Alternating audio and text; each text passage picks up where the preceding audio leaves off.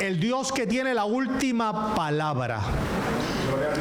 Es confortante saber, amados hermanos, que el Dios que nosotros le servimos es el Dios que siempre tiene la última palabra. Ahí en ese verso que acabamos de leer, el profeta Isaías está dando una palabra acerca de Dios, donde Dios nos está hablando a través del profeta Isaías. De hecho, la clase de hoy se estuvo hablando del ministerio de la profecía, ¿verdad? Y de los profetas. Pues el profeta Isaías está hablando en nombre de Dios, como hacían los profetas en la antigüedad, ¿verdad? Como hacían los profetas en la antigüedad.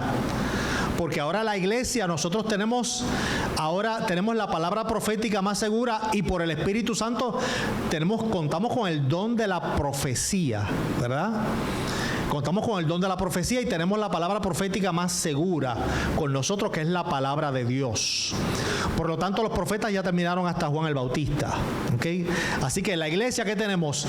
Hijos del Señor, lavados por la sangre del Cordero, que son parte de la familia de Dios, son parte de la iglesia, del cuerpo de Cristo, dirigidos por el Espíritu Santo, en quien contamos con la Escritura, esa palabra profética más segura, y en quien el Espíritu Santo imparte a través de la iglesia dones, y parte de esos dones está el don de la profecía, ¿verdad?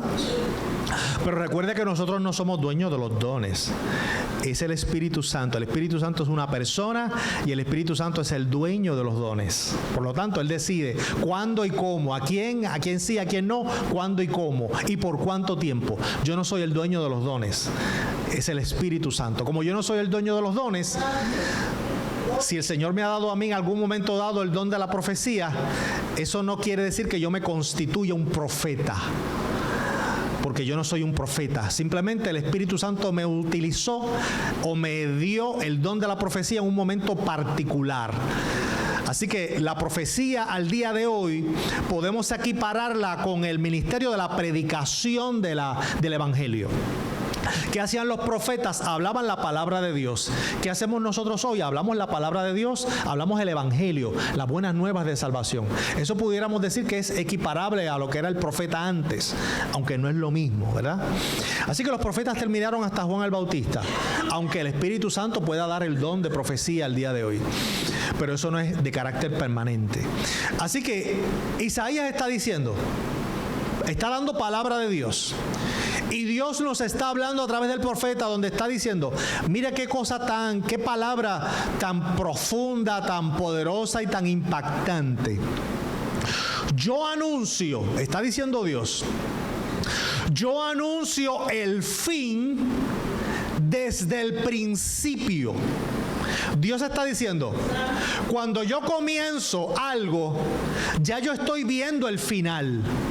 Cuando yo estoy comenzando una obra, ya yo estoy viendo su conclusión, aunque apenas la esté comenzando. Curiosamente, la Biblia dice que nuestra salvación, la salvación que estamos disfrutando al día de hoy, fue concebida desde antes de la fundación del mundo.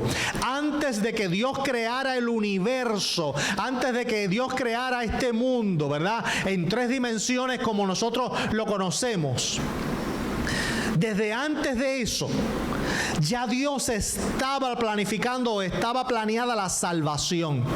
En nuestra mente humana, en nuestra capacidad tan finita, eso es improbable. Recuerde que nosotros tenemos una mente limitada, y cuando tratamos de entender los asuntos espirituales, es como comparar nuestra capacidad humana con una gota de agua frente a un gran océano.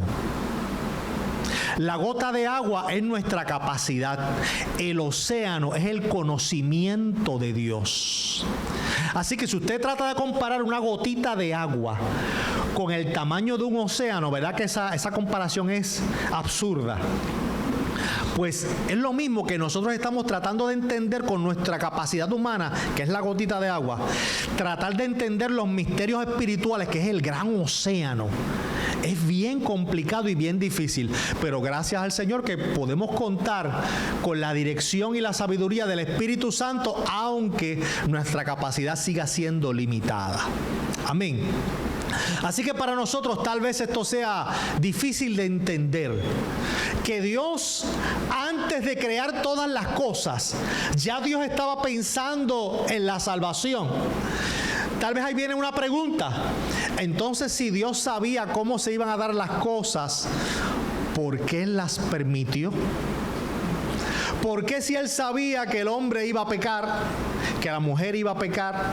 ¿Por qué si Él sabía que el ser humano, al tener un libre albedrío, que ellos pudieran tomar sus propias decisiones, por qué Él dejó que las cosas siguieran siendo así? Y Él, en vez de darle un libre albedrío al ser humano, no lo creó como un autómata o como una máquina que simplemente le daba unas instrucciones y el ser humano pues simplemente ejecutaba esas instrucciones sin poder tomar decisión ninguna. Pero Dios es tan y tan bueno que Dios en toda su creación, Dios no crea seres automáticos. Dios crea seres que tienen la capacidad de tomar decisiones. Tenemos a un Dios, le servimos a un Dios grande, poderoso, majestuoso, que se complace en que sus criaturas le adoren libre y voluntariamente. Porque hubiera sido bien fácil para Él ponerle un grillete mental al ser humano desde la creación para que el ser humano simplemente viera una sola dirección. No tomaba decisiones y simplemente hacía lo que había en su mente, en los comandos que Dios le había dado en su programación. Pero no, Dios creó unos seres, unas criaturas que podían tomar decisiones, podían elegir, podían escoger. Dios le da su palabra, Dios le da su instrucción, pero ellos tenían la capacidad de decidir qué hacían, lo bueno, lo malo, lo correcto o lo incorrecto. Así que Dios se complace en que le adoremos y le sirvamos libre y voluntariamente. Amén. Aquí nadie está porque le han puesto, ¿verdad?, un grillete. Aquí nadie está sirviendo a Dios y congregándose porque está obligado a hacerlo. El ser humano siempre, cuando es obligado a hacer algo, las cosas se distorsionan. Cuando vamos a la historia de la iglesia cristiana, tan pronto la iglesia se convierte en la religión oficial del Estado bajo Constantino, eso complicó las cosas y adulteró las cosas, porque entonces todo aquel que quería estar bien ante el emperador romano, ¿qué era lo que tenía que hacer? Hacerse cristiano. Sencillo. Tan pronto alguien se hacía cristiano, pues ya obtenía el favor del Estado romano porque era la religión oficial del Estado. Así que eso llevó a unas situaciones donde se fue diluyendo el mensaje y fue contaminando, ¿verdad?, hasta la iglesia con el pasar de los tiempos, y por eso fue que hizo falta una reforma. Pero el asunto es, amados, que Dios se complace en crear criaturas con su libre albedrío que puedan tomar decisiones.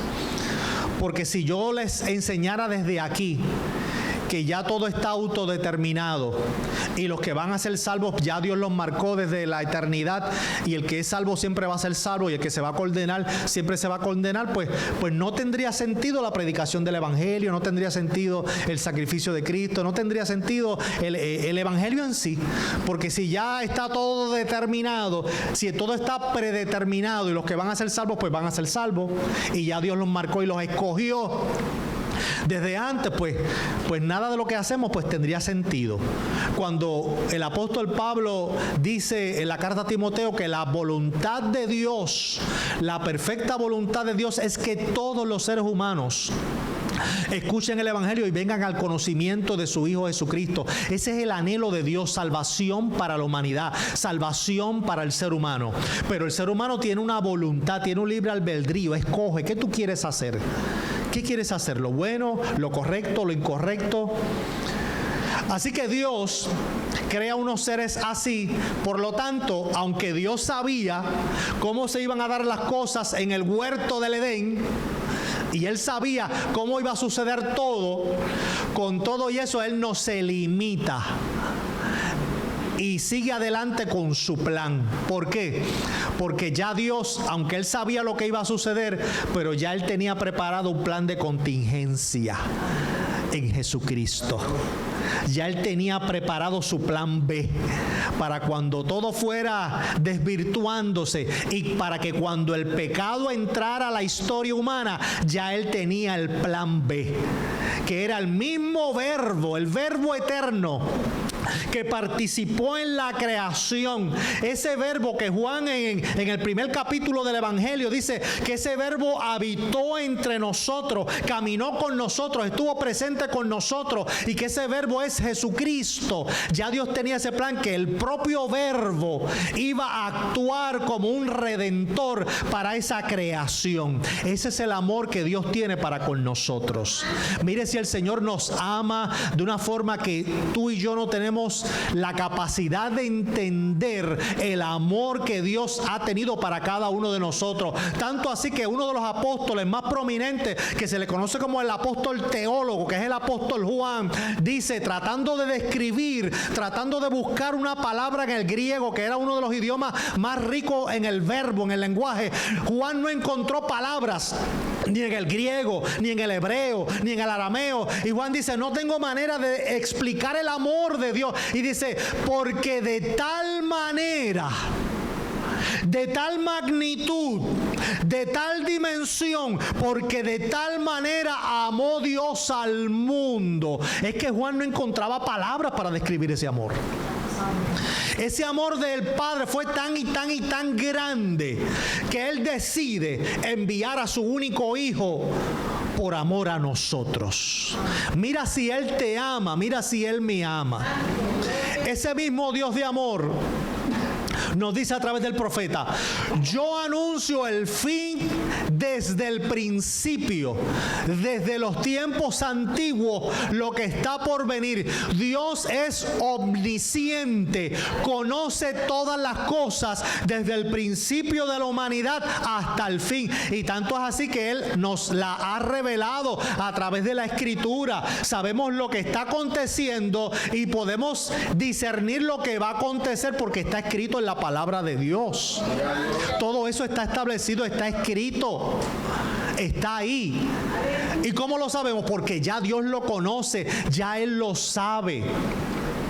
Entonces, te pregunto, si Dios conoce la historia de la humanidad desde el principio hasta el fin, desde la creación hasta la nueva creación, yo no sé si usted se ha dado cuenta, que la historia de la humanidad comienza en un jardín. La historia de la humanidad comienza en un jardín, el jardín del Edén, en un huerto que Dios había preparado. Y allí coloca al ser humano. La historia humana comienza en un huerto. Sigue su transcurso hasta que llega a otro huerto. No el huerto del Edén. Ahora llega a otro huerto que se llama el huerto de Getsemaní. Y en ese otro huerto, allí se estaba firmando un decreto de salvación. Y ahí había una lucha entre el Cristo humano, que Él decía, Padre, si es posible que este plan de redención sea de otra manera, pasa de mí esta copa, porque yo sé lo que voy a sufrir, yo sé lo que el escarnio que me van a hacer, el dolor, la humillación que me van a hacer, yo lo estoy sintiendo como humano. Si es posible, pasa de mí esta copa. Si hay otra manera de hacer esto, quiero saberlo ahora. Ese era el momento en que en ese huerto se estaba firmando ese contrato de salvación. Pero Cristo, que fue obediente hasta la muerte, dijo, Padre, que no sea mi voluntad, que sea la tuya. que no sea mi voluntad, que sea la tuya. Nuestro Señor Jesucristo se sujetó y se sometió a la voluntad del Padre Celestial hasta el final. Tal y como debemos hacerlo nosotros, amados. Cuando vengan esos pensamientos de rebeldía hacia Dios, acordémonos que Cristo se sujetó y se sometió hasta el final a la voluntad del Padre. Así que nosotros debemos hacer lo mismo. Y al final de la historia humana, también las cosas terminan en otro huerto, donde hay un árbol, que se habla en Apocalipsis, que hay un árbol de vida, donde da fruto todos los meses del año, da su fruto para la sanidad y la salvación y todo eso. Así que la historia comienza en un huerto con un árbol y termina también con otro árbol en otro huerto. Así que Dios conoce el principio y conoce el final. Y ese Dios que conoce la historia humana desde el principio al fin, te pregunto, ¿no conocerá tu historia personal? ¿Acaso Él no conoce tu historia? ¿Acaso Él no conoce desde el día que tú estabas en el vientre de tu madre? Que tal vez tú no tienes noción de eso. Tal vez no te acuerdas de eso. Pero no significa que esa información no está aquí. Se ha documentado y se ha investigado que cuando los bebés están en el vientre de la madre, que es una de las cosas que se le dice a la mamá, háblale y cántale, ponle musiquita. Y si le pones musiquita de Mozart, musiquita de Beethoven, es mejor porque así las neuronas se van desarrollando mucho mejor y a lo mejor sale hasta inteligente. No le pongas a Bad Bunny, ponle a Mozart, ponle a Beethoven. Si le pones a Bad Bunny, cuando nazca va a caminar porque ve las gallinas caminando. Pero más nada, ponle musiquita clásica. Musiquita clásica. Eso dicen los investigadores. Pero ¿qué se ha descubierto? Que aún el bebé en el vientre de su madre tiene la capacidad de escuchar y recibir esa información. Y esa información aún en el vientre, porque allá adentro hay vida. No es como enseña la agenda de izquierda, que eso que está dentro del vientre, eso no es un ser humano, eso es un absceso, eso es un tumor, eso es otra cosa, pero eso es parte de la mujer, y como es parte de la mujer puede tomar decisiones y eliminarlo y sacarlo. No, está dentro de la mujer, pero no es la mujer, eso es otro cuerpo diferente, eso es otro ser que Dios le ha dado vida, un ser único, un ser diferente. Allá adentro hay un alma totalmente distinta, está dentro de la mujer, pero no es la mujer. Que la mujer lo esté portando y que lo esté alimentando no significa que puede tomar decisiones sobre ese ser que Dios le ha dado vida y que ha depositado esencia de su espíritu en él. Y entonces, si desde el vientre de la madre el Señor nos conoce, que por eso el salmista dice en su salmo que en el libro de él fueron escritas todas las cosas que fueron formadas desde el vientre de la madre. O sea que ya desde el vientre ya el Señor nos conoce, ya Él te estaba viendo, ya Él te estaba observando. Antes que tus padres fueran a inscribirte en el registro demográfico, ya Él te estaba llamando por tu nombre, ya Él estaba teniendo comunicación contigo, ya Él te estaba teniendo una interacción contigo porque te estaba dando vida, te estaba nutriendo, te estaba alimentando, te estaba manteniendo vivo ahí o viva. Si Él te conoce desde el vientre y ha estado contigo hasta ahora, ¿acaso Él no conoce tu final? Pregunto, ¿acaso Él no conocerá tu final? ¿No lo conocerá? Claro que lo conoce. Entonces, si Él conoce tu final, si Él conoce mi final, y un día como hoy estamos aquí y estamos vivos, no hemos muerto, no estamos presos, no estamos metidos en un calabozo o no estamos 7 pies bajo tierra, tal vez con nuestra alma perdida eternamente, y estamos aquí. significa que lo que Dios conoce de ti es bueno. Y que el final tuyo es bueno. Porque estás aquí, estás vivo y estás aquí. Significa que el final tuyo, que Dios lo está viendo, el final es bueno. Y si Dios está viendo tu final y ese final es bueno, ¿por qué nos preocupamos tanto? ¿Por qué nos llenamos de tanto miedo, de tanto temor? Él conoce nuestra vida. En este tiempo donde hay tanto ruido, estamos en una época donde hay tanta y tanta información. Abundan las redes sociales. Hoy todo el mundo quiere tener un podcast.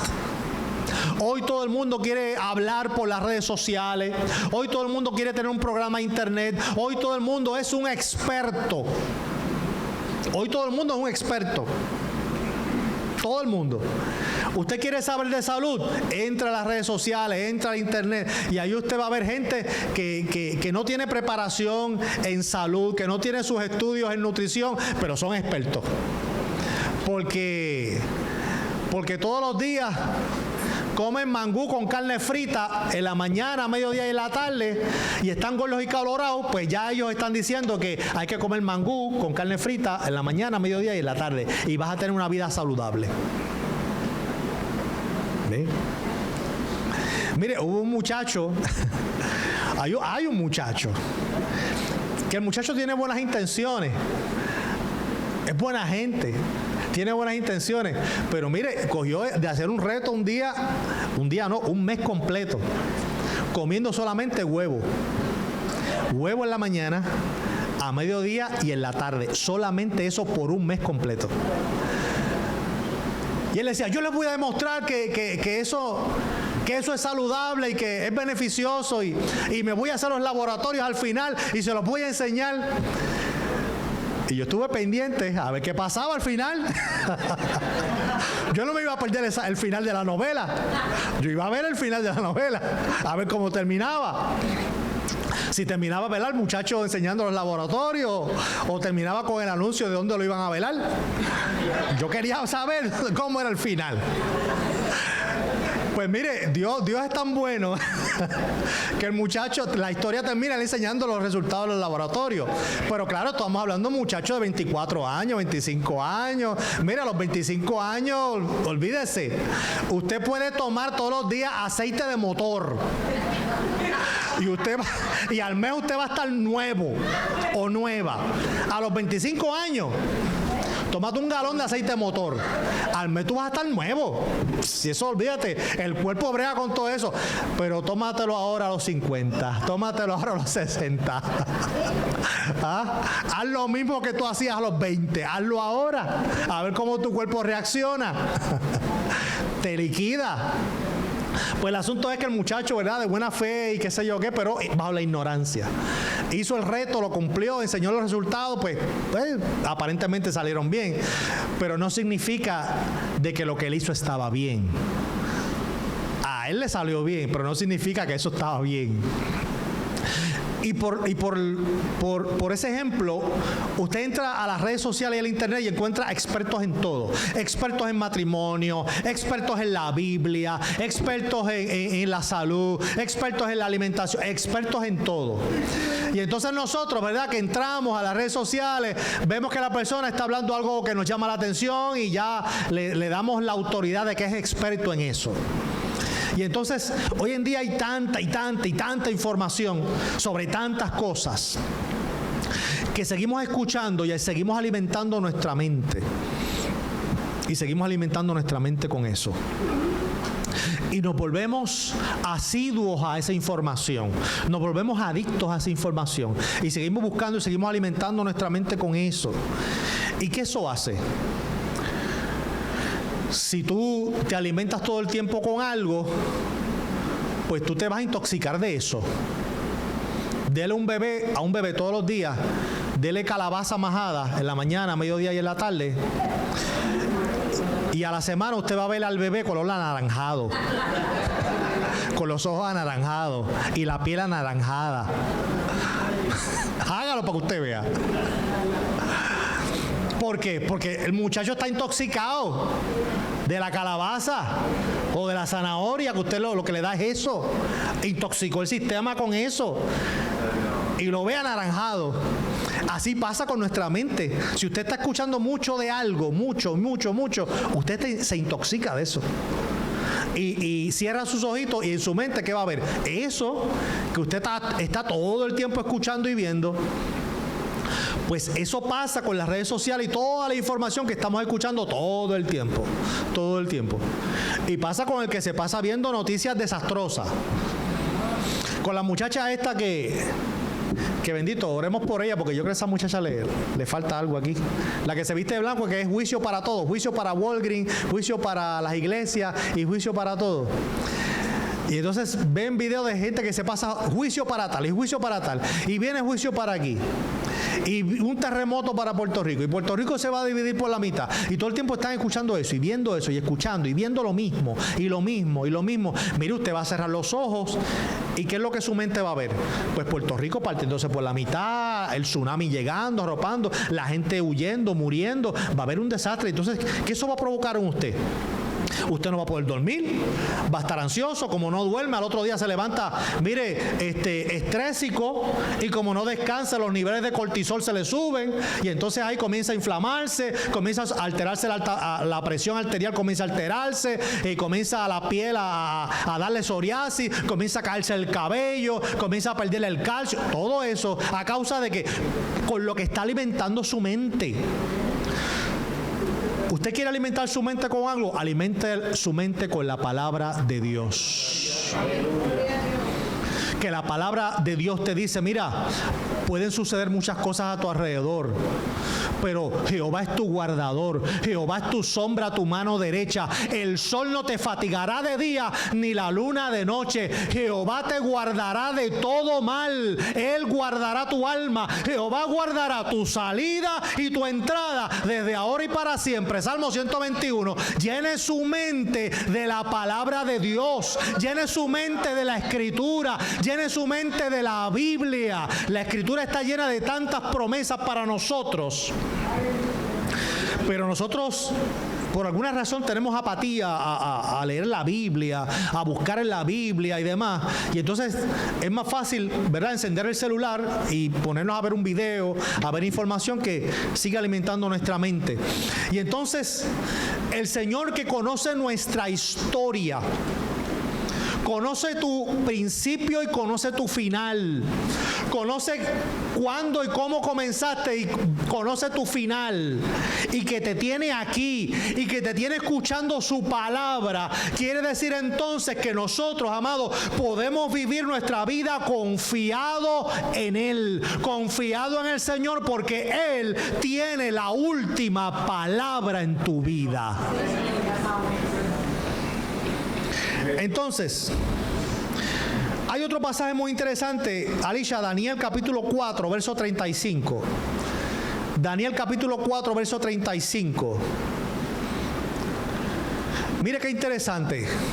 Aquí está hablando nada más y nada menos que uno de los reyes más poderosos de la historia, Nabucodonosor. Un rey en la historia impresionante, poderoso militarmente, que tenía un imperio vasto, un imperio muy impresionante, tan y tan impresionante que cuando Dios le dio la visión a Daniel sobre el orden político del acontecer de los tiempos, le mostró, ¿verdad?, al rey, le mostró una estatua impresionante, que su cabeza era de oro, el pecho de plata, y por ahí siguieron los metales, ¿verdad?, degradándose en valor, hasta llegar a los dedos de los pies, que eran mezclados con barro y hierro. Pero comenzó la cabeza de oro, que era algo, el oro es algo magnífico. Dentro de los metales conocidos por los seres humanos, el oro es el que tiene más valor, el oro es el más cotizado, el oro es el que más vale, ¿verdad? A diferencia de la plata, del cobre. Mire, ahora hasta van a dejar de hacer los chavitos. Ya los dejaron de hacer. Ya hicieron el último chavito esta semana. ¿Ve? Mire, es que yo tengo algo de profeta. Yo hace un par de predicaciones le estaba diciendo que ¿Cuántos se acuerdan que si yo veo un chavito en el piso, yo no me doblo a cogerlo? ¿Se acuerdan que se lo dije? Yo se lo dije. Que si yo veo un chavito prieto en el piso, yo no me doblo a cogerlo. Porque ¿qué yo pienso? Más vale las vértebras que yo me voy a lastimar, las cervicales que me voy a lastimar, al yo doblarme a coger el chavito, que lo que vale el chavito. Pues mire, la Casa Blanca parece que escuchó la predicación, escuchó el mensaje. Trump vio el video del mensaje que predicamos aquí y Trump dijo, 0 chavos prietos.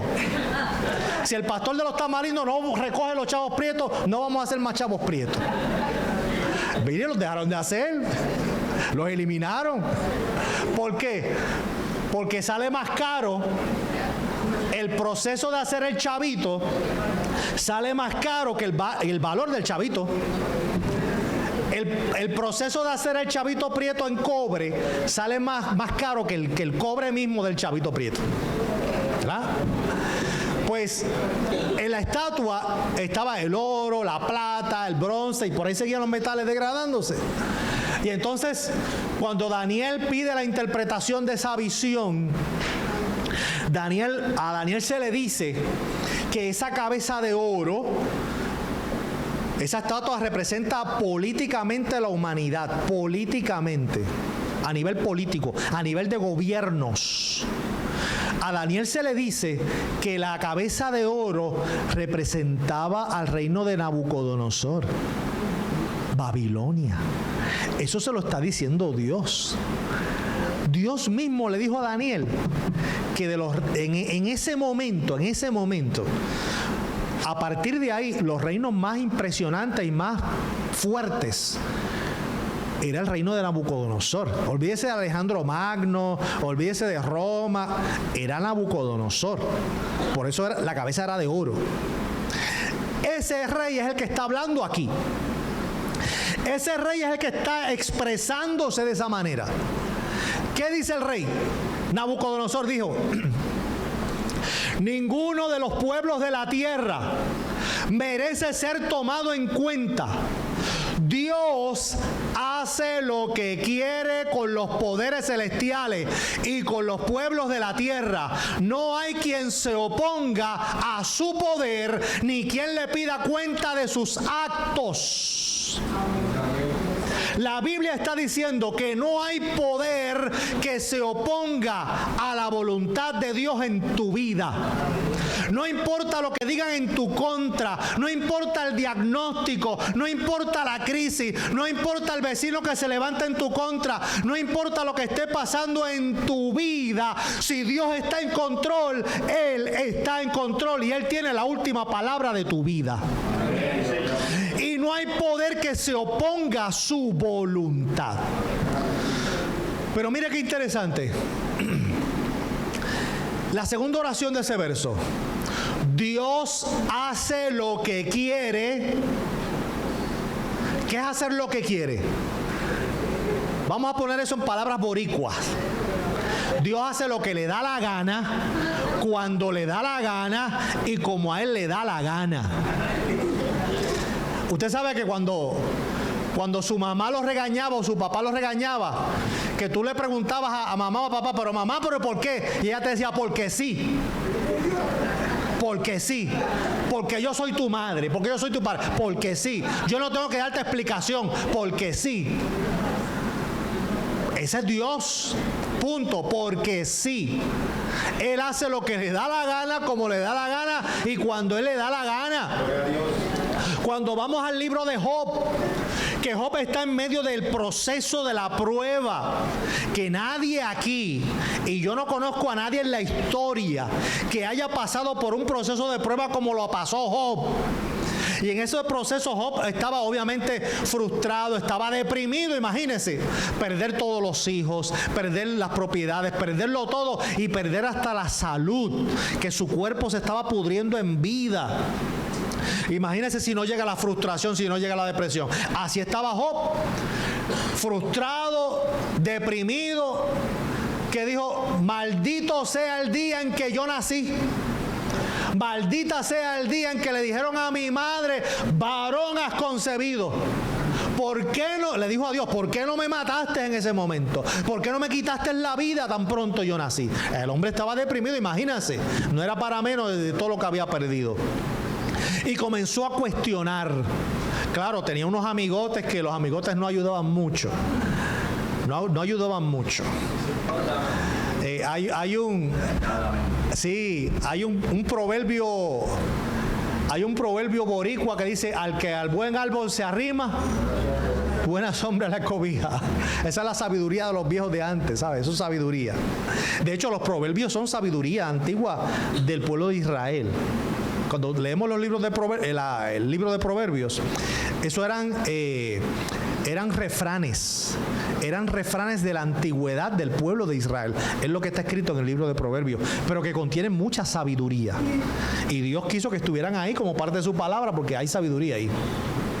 Entonces, esos amigos no ayudaban mucho, no daban mucho apoyo, y en vez de consolar a Job, le decían: Job, tú estás en esa condición por tu culpa, tú perdiste a tus hijos por tu culpa, tú perdiste tus bienes por tu culpa, has perdido la salud por tu culpa. Los amigos de Job estaban tratando de entender asuntos espirituales con el razonamiento humano. Lo mismo nos sucede a nosotros. Si tú y yo tratamos de entender la Biblia, tratamos de discernir la palabra de Dios con nuestro entendimiento humano, mire, vamos a fallar, vamos a fracasar, nos vamos a escocotar, como dicen los muchachos en la calle, porque en los asuntos espirituales hay que discernirlo con la ayuda del Espíritu Santo de Dios y con la dirección del Espíritu Santo de Dios, que era lo que no tenían los amigos de Job. Y comenzaron a juzgarlo, comenzaron a señalarlo. Perdiste a tus hijos, tal vez porque no fuiste un buen padre, fuiste un padre irresponsable y Dios te los quitó. Perdiste tus bienes porque tal vez fuiste un mal administrador y por eso te fuiste a la quiebra y perdiste todo. Perdiste tu salud porque tal vez por la mañana estabas tomándote el litro de Coca-Cola, comiéndote la barra de chocolate, y entonces pues mira, perdiste la salud y ahora estás con esa sarna que te está matando. Y entonces Job, con toda esa presión encima, cuando fue a buscar apoyo con su esposita, usted sabe, la media naranja, la ayuda idónea, sabe que es el refugio que uno tiene ahí rapidito para: mi amor, consuélame, me están dando duro. Cuando él va a buscar con doña Joba el consuelo: Jovita, ayúdame, Jovita, dame palabra de consuelo, mira lo que me está pasando. Doña Jovita le dice: muchacho, maldice a Dios y muérete, si ya tú estás acabado. Ya tú estás acabado. Ya tú estás acabado. Olvídate de eso. Maldice a Dios y muérete. Ya tú estás terminado. El último consuelo que él le quedaba, que era su esposa, a Jovita. También, digo Jovita, ¿sabes? La Biblia no aparece el nombre. Es para darle un nombre, porque a la doña hay que darle un nombre. Jovita le dice: maldice a Dios y muérete. No fue ningún consuelo para él. Fue sal sobre la herida. Sal sobre la herida. ¿Qué le quedaba a Job? Nada. Nada. Job cayó en este hoyo y comenzó a cuestionar a Dios. Comenzó a cuestionar a Dios sobre por qué Él permite el sufrimiento humano. Señor, ¿por qué tú permites el sufrimiento humano? ¿Por qué tú permites no solamente mi sufrimiento? Que yo he sido leal, yo he sido justo conforme a mis capacidades, y mira todo lo que tú estás permitiendo, y tú desde el principio de la humanidad, tú permites las muertes del inocente, tú permites que la gente se enferme, tú permites que la gente le dé cáncer, tú permites que a los niños le dé cáncer, tú permites que los niños los maten, tú permites el abuso. ¿Y por qué, Señor, tú permites tanta maldad? Y tú permites esto y permites esto otro. Y Job siguió cuestionando a Dios, y siguió cuestionando a Dios, y siguió cuestionando a Dios. Pero lo que Job no sabía es que Dios también tiene un límite. Usted sabe que cuando a nosotros nos colma la paciencia, que decimos: mira, me llegaste hasta aquí, o me llegaste hasta aquí, ya me colmaste la paciencia, hasta aquí, ya. Pues a Dios también de vez en cuando se le para el moño. A Dios también de vez en cuando se le para el moño. Cuando lo llegamos hasta aquí, porque él suelta la soga y te deja, a ver si tú recapacitas, a ver si yo recapacito, y suelta la soga y te deja, pero llega el momento que él ala. Y cuando ala, ala. Cuando ala, caemos ¿dónde? En un hospital conectados a un ventilador. Cuando ala, caemos con 6 meses de vida que nos quedan. Cuando ala, caemos en una condición terrible. Porque Él aló. Y cuando Él aló, se le aparece a Job y le dice: te he escuchado todos tus argumentos, he escuchado todas tus preguntas, todos tus cuestionamientos, y yo te escuché. Ahora tú me vas a escuchar a mí. Siéntate, apriétate la correa. Que le dijo: cíñete los lomos es la cintura, ajustate la cintura, siéntate, porque ahora tú me vas a escuchar a mí.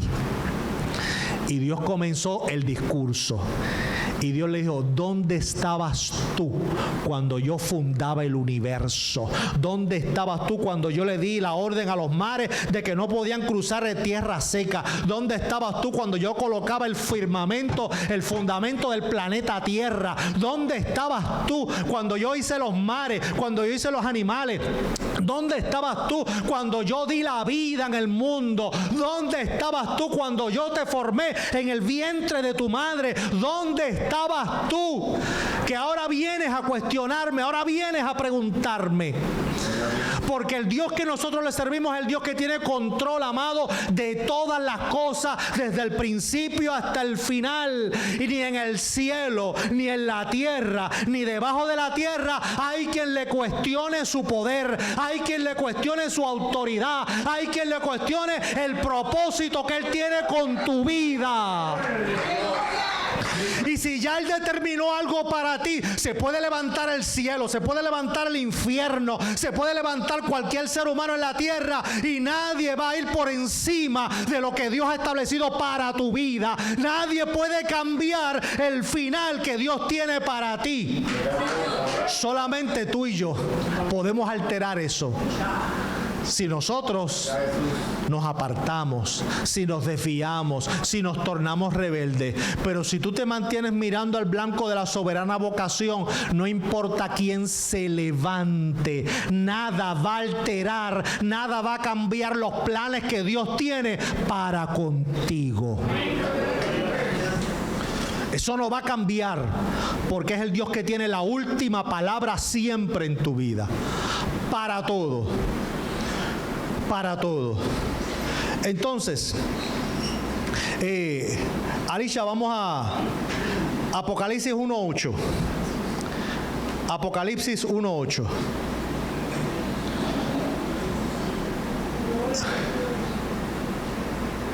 Yo soy el Alfa y la Omega, dice el Señor, el que es y que era y que ha de venir, el Todopoderoso. ¿Qué es el Alfa? El Alfa es la letra A del abecedario griego. Cuando yo te digo, ¿tú sabes el abecedario? Dime el abecedario. A, B, C, D, E, F, G. Y me dices el abecedario, ¿verdad? No me dejes la Che ni la ñ, son parte de nuestro abecedario. No me lo dejes afuera. Empiezas con la A, ¿y con qué letra termina? Con la Z, con la Z. Usted termina con la Z. Empieza con la A y termina con la Z. Pues en el abecedario griego, la A era el alfa y la Z es el omega. Es el abecedario griego. A se le decía alfa y la Z el omega. Dios está diciendo: yo soy la A y la Z. Yo soy el principio y el comienzo. Yo soy el que comienzo a hacer cosas en tu vida y soy el que las termino. Si yo comencé una obra en tu vida, yo la voy a terminar, dice Dios. Si yo comencé a hacer un barro, aleluya, a través del barro de tu vida, yo comencé a hacer una jarra, comencé a hacer un florero, comencé a hacer una forma hermosa en tu vida, yo comencé y yo la voy a terminar. Yo soy el alfa y el omega, el principio y el final de tu vida. Entonces me encanta que aquí Dios le está diciendo a la iglesia, aquí Dios, el Dios que trasciende el tiempo y el espacio, las tres dimensiones, Él está diciendo, yo soy el que es, ahora mismo estoy aquí, pero también soy el que era y soy el que ha de venir. Él está diciendo en ese pensamiento que Él trasciende el tiempo y el espacio. ¿Qué quiere decir? Que ahora mismo Dios está viendo tu presente y ahora mismo está viendo tu futuro como el presente. Yo no puedo hacer eso. Yo sé que yo estoy aquí con ustedes, la iglesia más linda de San Lorenzo, con unos hermanos hermosos, unas hermanas hermosas. Mire, aquí está todo el mundo lindo, hermoso, brillante, radiante, con hambre, pero se ven bonitos. Eso es lo que yo estoy viendo aquí ahora mismo, pero yo no los estoy viendo mañana. Ni los estoy viendo el domingo que viene, ni los estoy viendo el martes, ni los estoy viendo el viernes. No, porque eso no ha llegado. El martes no ha llegado, el viernes no ha llegado, el domingo que viene no ha llegado. Yo los veo ahora. Pero Dios nos está viendo ahora y nos está viendo en el futuro, ahora mismo. Está viendo nuestro mañana como si fuera ahora. Él está diciendo, yo soy el que es, el que era y el que ha de venir, el Todopoderoso.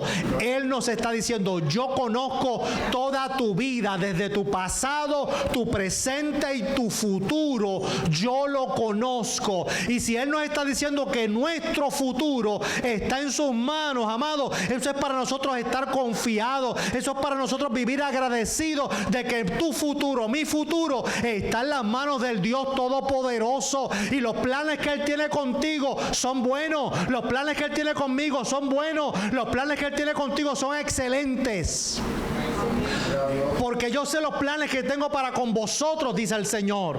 Le dijo a Jeremías, planes de bien y no planes de mal, para darles el final que ustedes están esperando. Esos son los planes que el Señor tiene para con nosotros.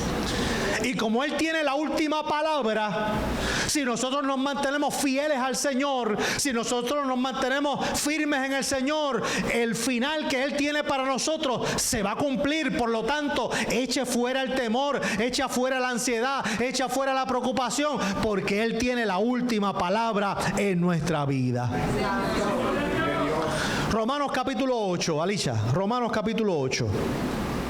Romanos 8:28. Romanos 8:28. Un verso que todos conocemos.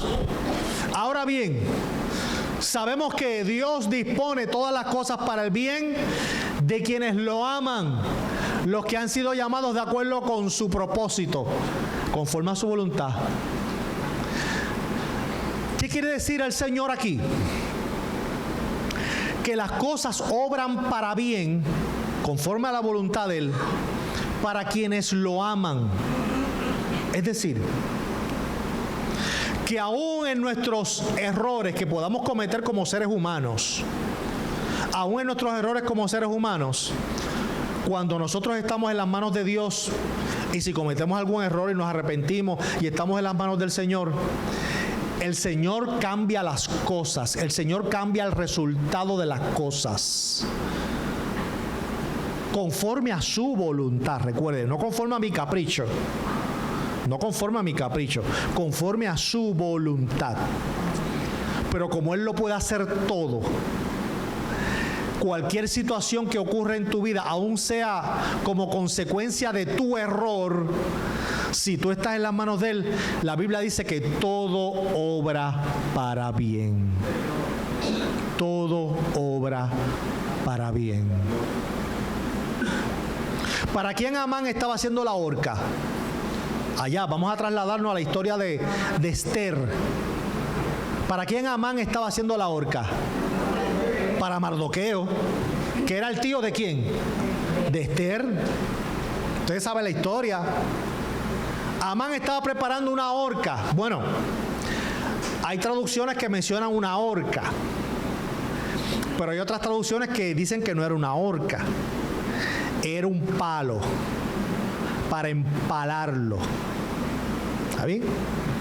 No quiero ser muy gráfico, pero usted ha visto en las Navidades los lechones a la varita, ¿verdad? Pues ese es el escenario. Ese es el escenario. Eso significa empalar. Eso significa empalar.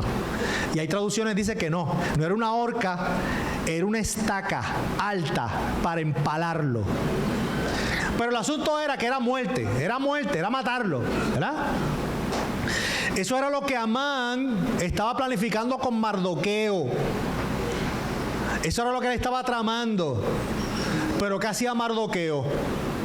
Mantenerse fiel al Señor, fiel a las costumbres y fiel al Señor en todo momento.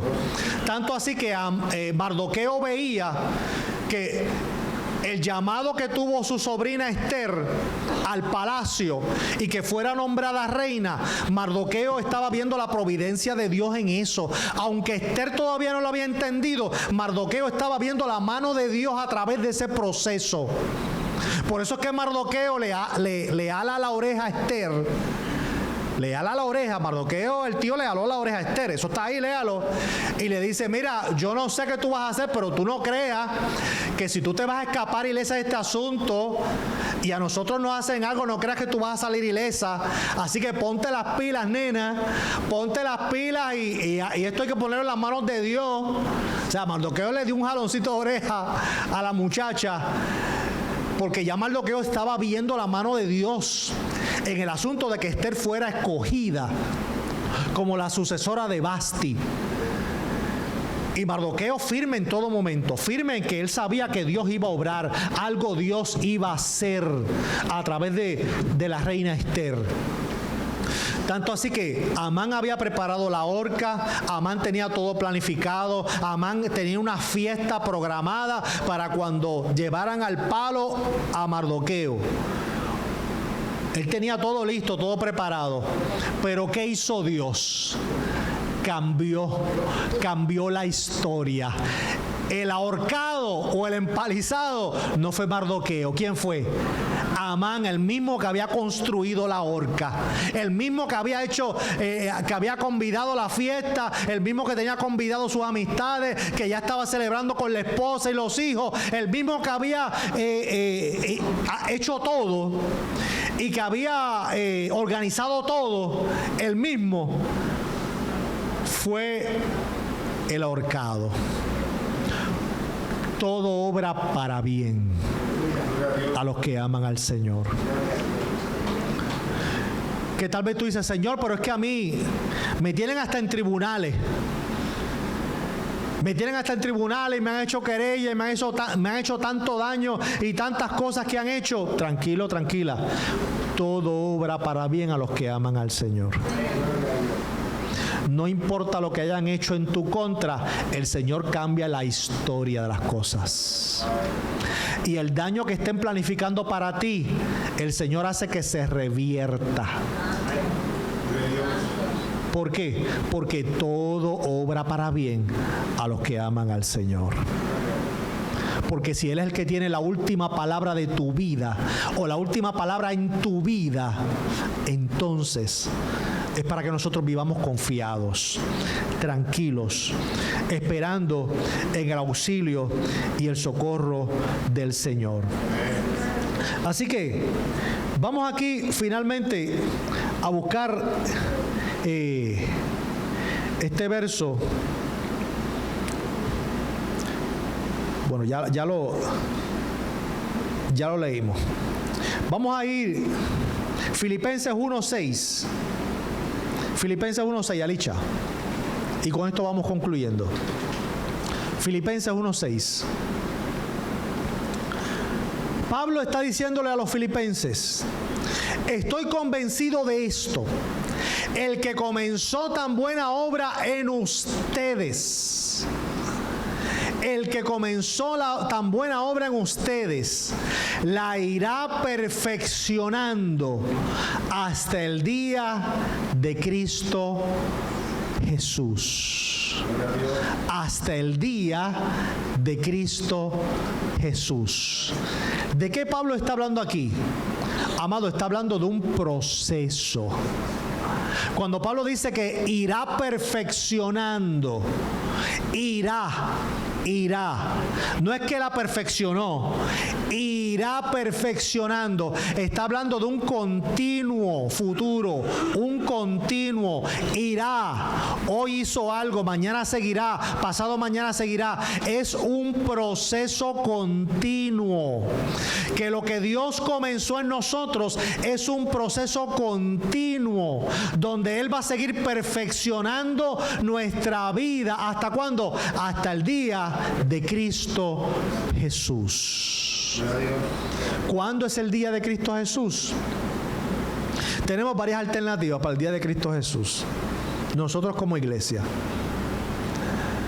El día de Cristo Jesús puede ser para nosotros el día de nuestra partida de este mundo, que si el Señor nos llama a su presencia y partimos de este mundo físicamente, pues ese va a ser el día de Cristo Jesús para nosotros, porque ya partimos con Él, nos fuimos, ya estamos en su presencia.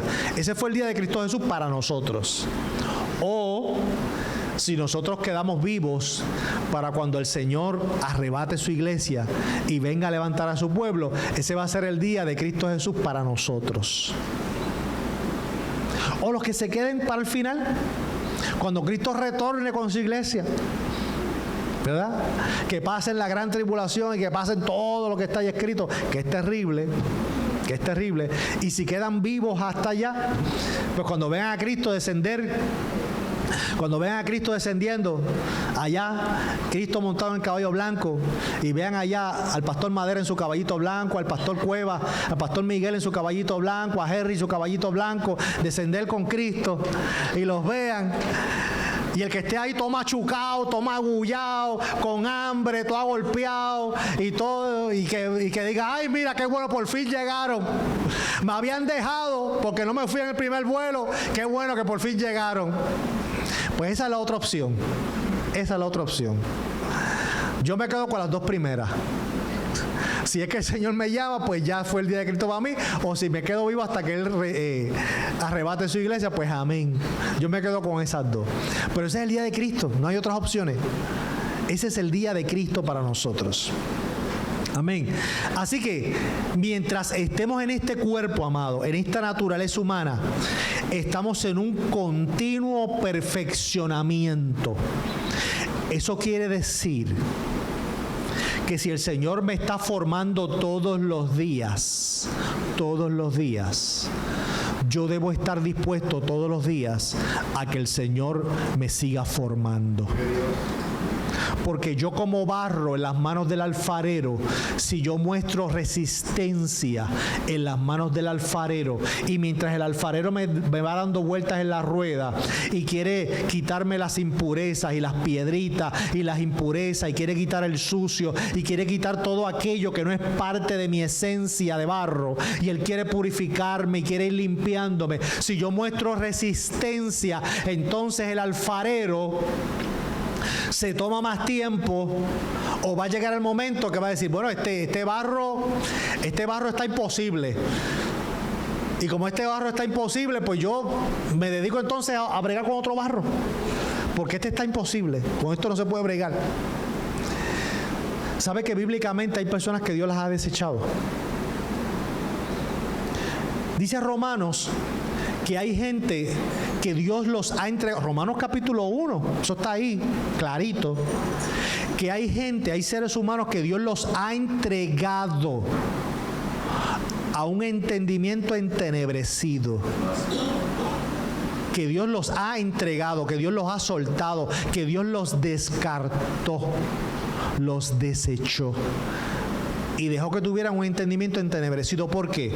Porque son personas que el alfarero ha estado ahí tratando de moldear y moldear y moldear y moldear, y siguen mostrando resistencia y resistencia y resistencia y resistencia, hasta que llega el momento que Dios los abandona y los suelta a un entendimiento entenebrecido. ¿Cómo es posible que una persona con dos dedos de frente, que tenga la capacidad de razonar, de pensar, de tener un criterio propio y un razonamiento, cómo es posible que esas personas, ¿verdad?, que tienen la capacidad de pensar, vayan detrás de otro ser humano que se autoproclame Dios, o detrás de una mujer que se autoproclame diosa. ¿Cómo es posible que gente caiga en ese engaño? ¿Cómo es posible que gente caiga en el engaño de que un pseudo líder diga que si sus hijas se van a casar, pues tienen que pasar primero por él? Y le entreguen sus hijas, ¿sabe? Y le entreguen sus hijas. ¿Cómo es posible que hay personas que con su juicio, que con su lógica y su razón caen en eso? Y uno dice, pero Dios mío, ¿cómo es posible? Y no importa la preparación académica, ¿sabe? Porque en esas sectas de rol hay abogados, hay médicos, hay personas bien preparadas. Esto no tiene que ver con el cociente intelectual. Y uno dice, ¿cómo es posible que hay gente que cae en esos errores tan garrafales? ¿Cómo es posible? La Biblia te lo dice. Entendimiento entenebrecido. Son personas que Dios las soltó. ¿Sí? Así que sí, la Biblia habla de personas que Dios las suelta y que Dios los deja. Porque el alfarero lleva tiempo tratando de moldear y moldear y moldear hasta que llega el momento en que Él se cansa. Y el Dios que tiene la última palabra en tu vida dice, yo que tengo la última palabra en tu vida, pues voy a dejar que seas tú el que tengas la última palabra en tu vida, porque tú quieres hacerlo así. El caballero de la cruz no te obliga. El caballero de la cruz te habla con cuerdas de amor, te trata con cuerdas de amor. El caballero de la cruz toca. Y dice la Biblia que si alguno oye y abre la puerta, que Él dice, yo entraré, pero primero tiene que haber ¿qué? Que alguien abra ¿qué? La puerta. Cristo dijo que el único que entra sin permiso es el ladrón, el que roba. Y el ladrón viene a matar, a robar y a destruir. Ese es el único que entra sin permiso. El ladrón es el único que si tú dejas un huequito en la pared, él sigue agrandando el huequito en la pared. Usted sabe cómo los grandes escapes en la historia, por ejemplo Alcatraz. Cuando usted mira los documentales de la cárcel aquella, Alcatraz, los jóvenes así como Ángel Luis, que son de 15 años para abajo. Pues mira, Alcatraz era una prisión que estaba en una isla. Una prisión que estaba en una isla. Y entonces la gente los metían allí. Y la única forma de escapar de allí era por mar, pero estaban rodeados de agua con tiburones. Así que el que escapaba de la celda era a morir en el agua comido por los tiburones. Así que a Alcatraz le decían la cárcel que era imposible escapar. Pero hubo gente que se escapó. ¿Cómo lo hicieron? ¿De la noche a la mañana? Eso fue poquito a poco. Planificaron. Fueron escarbando. En la misma celda fueron escarbando un hoyito poco a poco. Mire, con una cucharita. Escarbando. Con una cucharita y escarbando. Y todos los días escarbaban un poquito. Y todos los días un poquito. Y luego fueron descubriendo toda la tierra que iban sacando, dónde la iban a depositar. Mira, y bien ingenioso. La tierra acumulada la iban sacando en los cajones de la ropa sucia. Ahí iban sacando la tierra. Según pasaba el cajón para la ropa sucia, ahí iba echando la tierra y la llevaba. El asunto fue que, mire, hicieron un túnel y escaparon, y al día de hoy hay unos cuantos que nunca aparecieron. Así que, ¿qué hace el ladrón? ¿Qué hace Satanás? No es de la noche a la mañana. Va escarbando. Lo que hace falta es un huequito. Un huequito. ¿Qué puede ser ese huequito? Que algo que para nosotros es inocente, para Dios, a Dios no le agrada. Pero nosotros lo vemos inocente. Ay, eso es un juego. Es una tontería. Ay, el horóscopo. Ay, eso es una bobería. Eso todo el mundo lo lee. Déjame ver qué me dice hoy.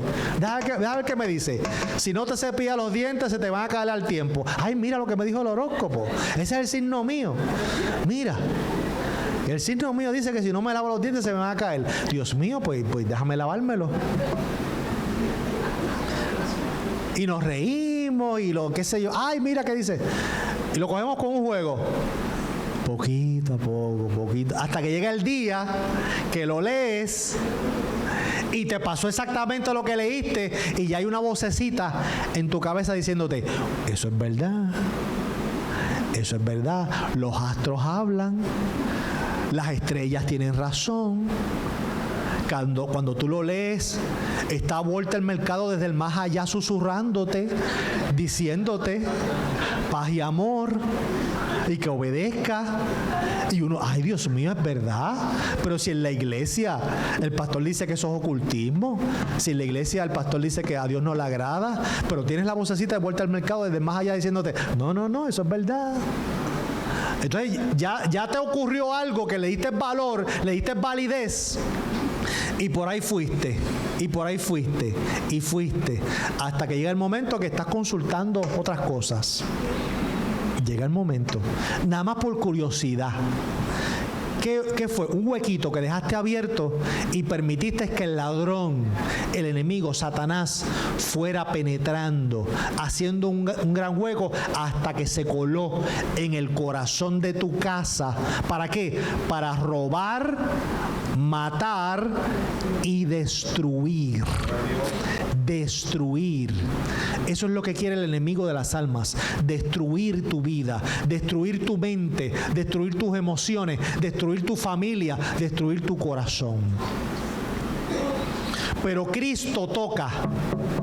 Y cuando nosotros abrimos la puerta, Él entra. Eso hace el caballero de la cruz. No te obliga. Toca para que tú abras la puerta, lo recibas y Él entra a tu corazón.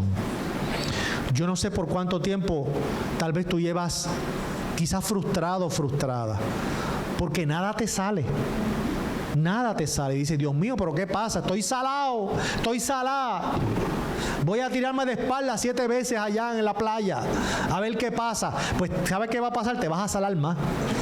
Porque el agua, si está salada, el agua del mar tiene más sal que tú. Te vas a salar más. Yo tengo la alternativa para ti. Se llama Cristo. Si está salado, está salada. Aquí está el agua de vida eterna, limpia, resplandeciente, para quitar toda esa sal de tu vida y quitarte esa salazón.